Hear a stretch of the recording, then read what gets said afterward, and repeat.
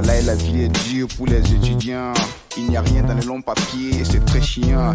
Mais on ne lâche pas l'affaire, j'ai un promis à ma mère. Les aventures de Mayo, c'est pour bientôt le tome 2. Les aventures de Mayo, c'est pour bientôt le tome 2. Mayo, c'est l'histoire d'un jeune Africain qui passe le bac et, comme pour tout jeune ambitieux, décide d'aller à la fac. Ça a l'air d'être très banal, mais en général, dans les pays africains, jusqu'à un passé très récent, les grandes écoles, les universités se trouvaient à la capitale. Mayo pose ses valises à Ouaga. Il n'a pas de famille, pas de soutien, pas de logement. Solide, il faut les avoir, ses nerfs. Il n'a pas de bourse d'études et doit compter sur l'aide de l'État, le fameux FONER. Il faut étudier, mais aussi il faut survivre dans une capitale qui offre très peu aux étudiants. Mayo devient à l'occasion du FESPACO un guide touristique et part avec des touristes occidentaux à la découverte de son pays. Mais l'histoire de Mayo, c'est l'histoire de cette génération qui est consciente et qui malgré tout veut réussir.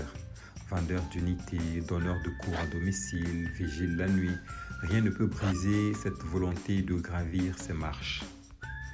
Le tome 2 de Mayo parle surtout de la vie après les études, de la pression familiale, sociétale et même de l'État sur ces jeunes diplômés. Ils doivent trouver du boulot, ils doivent briser le cursus universitaire, ils doivent se faire un statut.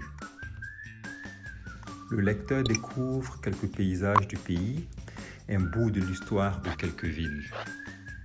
Parlant d'histoire, cet album brosse la question du pillage des biens culturels de l'Afrique. Une aventure passionnante qui, au finish, place les jeunes devant la question de leur responsabilité face à l'héritage culturel de demain. Mayo n'est pas seul dans cette aventure. Il est accompagné de Boileau, par exemple, qui est contraint de passer un concours de la fonction publique. Boileau, c'est un double symbole. D'une part, ce jeune qui veut contribuer à l'essor de ce pays, mais dont les conditions ne sont pas réunies. Oui, les étudiantes, les filles, l'égalité des chances, c'est aussi un thème au sein de cet album. Et pour finir, l'éternelle question de l'immigration clandestine. Le rêve de partir étudier ailleurs parce que les universités africaines n'ont pas répondu présentes. Voilà, la vie est dure pour les étudiants. Il n'y a rien dans les longs papiers, c'est très chiant.